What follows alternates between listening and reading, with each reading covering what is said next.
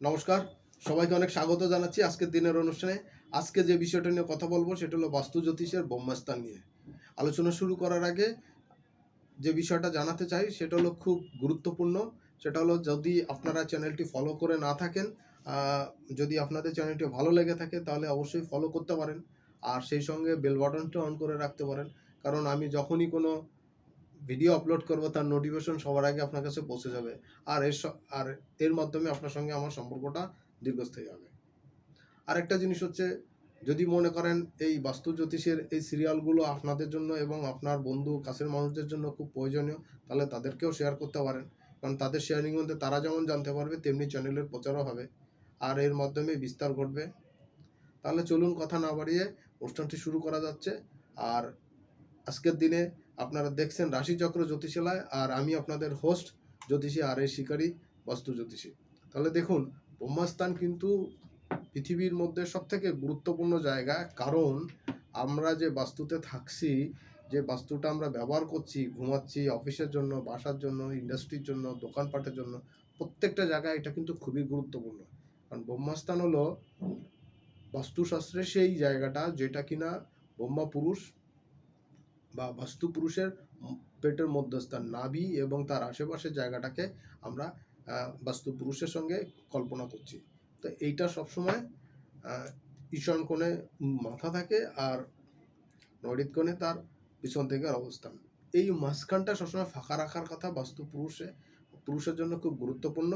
কারণ এইখানে যদি পর্যাপ্ত আলো বাতাস না আসে তাহলে ওই বাস্তুর জন্য খুবই নেগেটিভ কাজ তৈরি করে।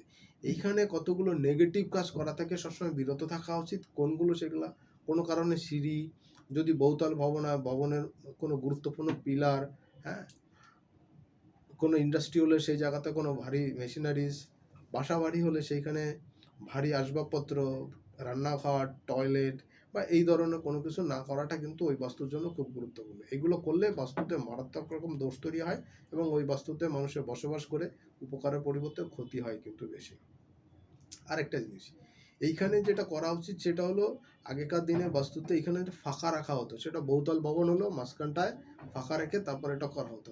কারণ এইখানে যেন পর্যাপ্ত আলো বাতাস প্রবেশ করে, তাহলে নেগেটিভিটি কম হয় এবং বাস্তুর অ্যাক্টিভিটিস ভালো হয়।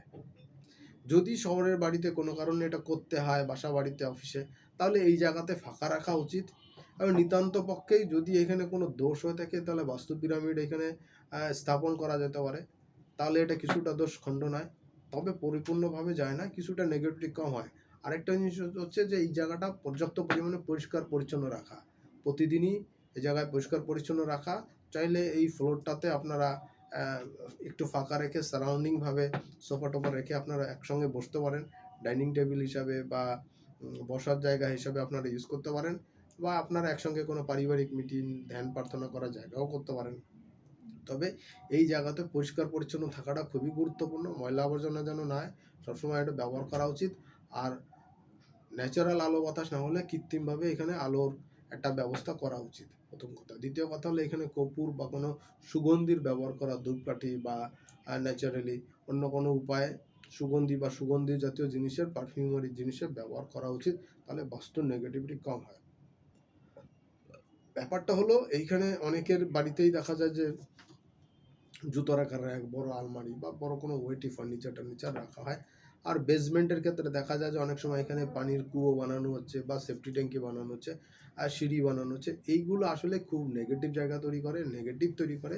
তা আমি বলবো, যখন আপনারা বাস্তু তৈরি করবেন, যে যেভাবেই হোক না কেন, তো আপনারা আপনাদের কাছের জ্যোতিষীর পরামর্শ নিন, বাস্তু জ্যোতিষীর পরামর্শ নেন এবং সেই অনুসারে বাস্তুর দিশা ঠিক করে আপনারা এই কাজগুলো করেন। তাহলে বাস্তুর নেগেটিভিটি দূর হবে এবং আপনার জীবনে সুখ শান্তি এবং অনাবিল আর্থিক প্রবাহ কিন্তু চলে আসবে।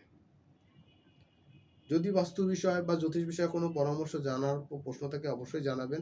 চেষ্টা করব আমি পরবর্তী ভিডিওতে সেই নিয়ে আলোচনা করতে অথবা আপনাদের উত্তর দিতে। সবাই অনেক ভালো থাকবেন, সুস্থ থাকবেন, প্রত্যেকে দীর্ঘায়ু কামনা করে, সুস্থ এবং দীর্ঘায়ু কামনা করে আজকের অনুষ্ঠান এখানে শেষ করছি। নমস্কার।